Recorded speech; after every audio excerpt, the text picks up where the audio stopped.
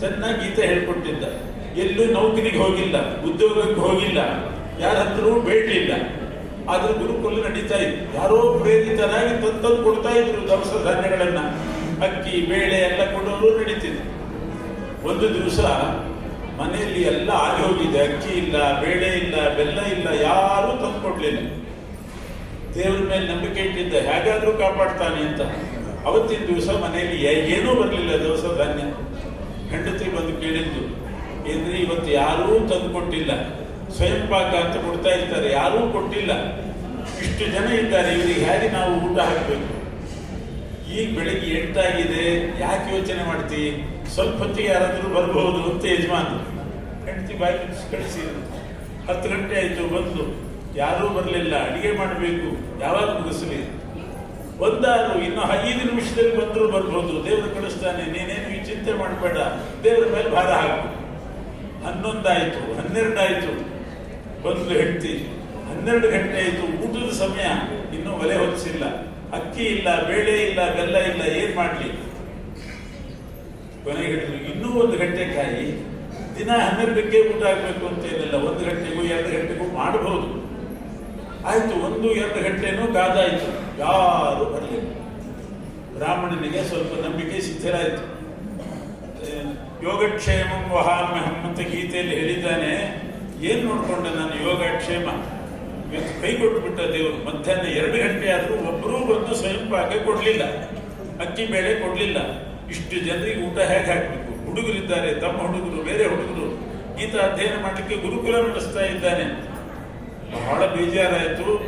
ಆ ಗೀತೆ ಮೇಲೆ ವೈರಾಗ್ಯ ಬಂದ್ಬಿಟ್ಟು, ದೇವರು ಯೋಗಕ್ಷೇಮಂ ವಹಾಮ್ಯಹಂ ಅಂತ ಹೇಳಿದ್ದಾನಲ್ಲ 702 ಶ್ಲೋಕದಲ್ಲಿ, ಇದು ಒಂದು ಶ್ಲೋಕ ತಪ್ಪು. ಯಾಕೆ? ಅವನೇನು ಮಾಡಿಲ್ಲ, ನನ್ನ ಯೋಗಕ್ಷೇಮ ನೋಡ್ಕೊಳ್ಳಿಲ್ಲ. ಆದ್ರಿಂದ ಈ ಶ್ಲೋಕ ತಪ್ಪು, ಮುಂದಿನ ಪ್ರಿಂಟಲ್ಲಿ ಇದನ್ನು ತೆಗೆದುಬಿಡೋಣ ಅಂತ ಮಸಿ ತಗೊಂಡು ಆ 2 ಸಾಲಿಗೆ ಗೀಟ್ ಹಾಕಿಬಿಟ್ಲಂತೆ. ಅನನ್ಯಾಶ್ಚಿಂತಯಂತೋ ಮಾಂ ಯೇ ಜನಾ ಪರ್ಯುಪಾಸತೆ ತೇಷಾಂ ನಿತ್ಯಾಭಿಯುಕ್ತಾನಾಂ ಯೋಗಕ್ಷೇಮಂ ವಹಾಮ್ಯಹಂ. ಮೇಲಿಂದೊಂದು ಲೈನು, ಕೆಳಗಡೆ ಲೈನ್, 2ಕ್ಕೂ ಕಾಟ್ ಹಾಕಿದ್ರು ಬ್ರಾಹ್ಮಣರು. ಸರಿ, ಇನ್ನು ನನ್ನ ನಂಬಿಕೆ ಶಿಥಿಲಾಯಿತು, ಏನ್ ಮಾಡ್ಲಿಕ್ಕೆ ಆಗೋದಿಲ್ಲ, ಭಿಕ್ಷೆ ಬೇಡೋಣ ಅಂತ ಹೊರಟಂತ. ಅಲ್ಲಿವರೆಗೆ ಭಿಕ್ಷೆ ಬೇಡಿದವರೆಲ್ಲ ತಾವಾಗೇ ಯಾರಾದರೂ ತಂದು ಕೊಡ್ತಾ ಇದ್ರು, ದೇವರಷ್ಟು ಕಾಪಾಡಿದ.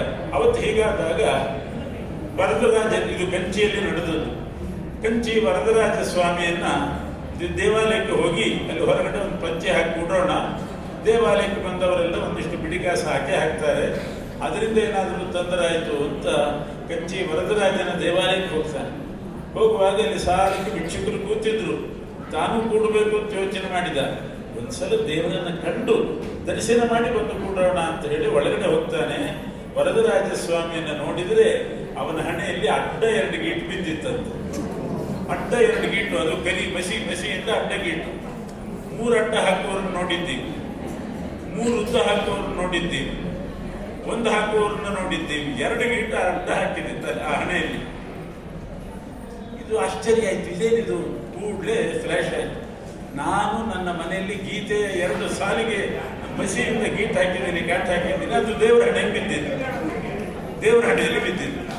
ಯಾಕೆ? ಗೀತಾಮೇ ಪರಮಂ ರೂಪಂ, ಭಗವದ್ಗೀತೆ ನನ್ನ ಇನ್ನೊಂದು ರೂಪ ಅಂತ ಹೇಳಿದ್ದಾನೆ ಸ್ವಾಮಿ. ನಾನು ಅಪನಂಬಿಕೆ ಮಾಡಿಬಿಟ್ಟೆ, ಇನ್ನೊಂದು 5 ನಿಮಿಷ ಕಾಯ್ಬಹುದಾಗಿತ್ತು ಅಂತ ಯೋಚನೆ ಮಾಡಿ ಮೊದಲು ಆ ಕಾಟ್ ಹಾಕಿದ್ದು ಅಳಿಸೋಣ ಅಂತ ಮನೆಗೆ ಬಂದಾಗ ಒಬ್ಬ ಆಡು ಬಾಯಿಯಲ್ಲಿಂದ ರಕ್ತ ಸುರಿಸ್ತಾ ಒಂದು ದೊಡ್ಡ ಮೂಟೆ ಇಳಿಸಿದಂತೆ ಬಂದು. ಯಾರಪ್ಪ ನೀನು ಅಂತ ಕೇಳಿದ್ರೆ, ವರದರಾಜ ಸ್ವಾಮಿ ದೇವಾಲಯದಿಂದ ನನ್ನನ್ನು ಕಳಿಸಿದ್ರು, ಇದರಲ್ಲಿ ಅಕ್ಕಿ, ಬೇಳೆ, ಬೆಲ್ಲ, ಊಟದ ಸಾಮಾನು ಎಲ್ಲ ಇದೆ, ತಗೊಳ್ಳಿ.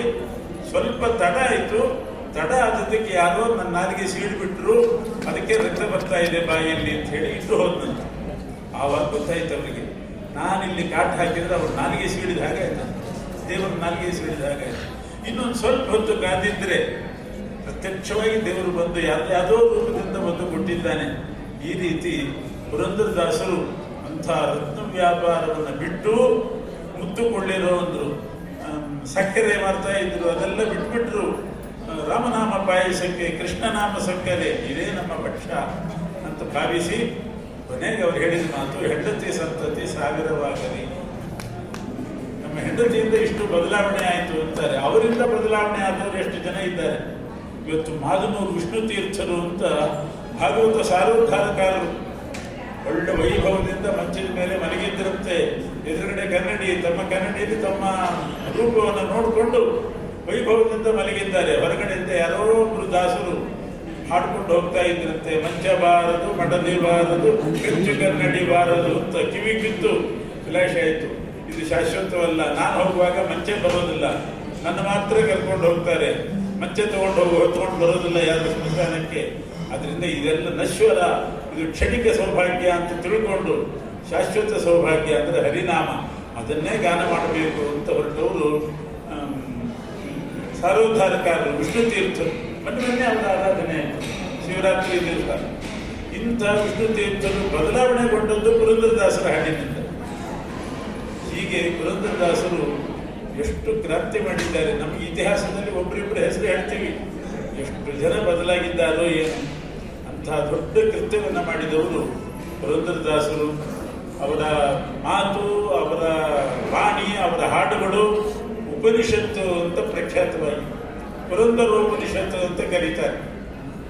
ಹೇಗೆ ವ್ಯಾಸಪೀಠದಲ್ಲಿ ಉಪನಿಷತ್ ಗ್ರಂಥವನ್ನಿಟ್ಟು ಪೂಜೆ ಮಾಡಬೇಕು, ಪುರಂದರದಾಸರ ಹಾಡಿನ ಪುಸ್ತಕ ವ್ಯಾಸಪೀಠದಲ್ಲಿಟ್ಟು ಪೂಜೆ ಮಾಡಬೇಕು.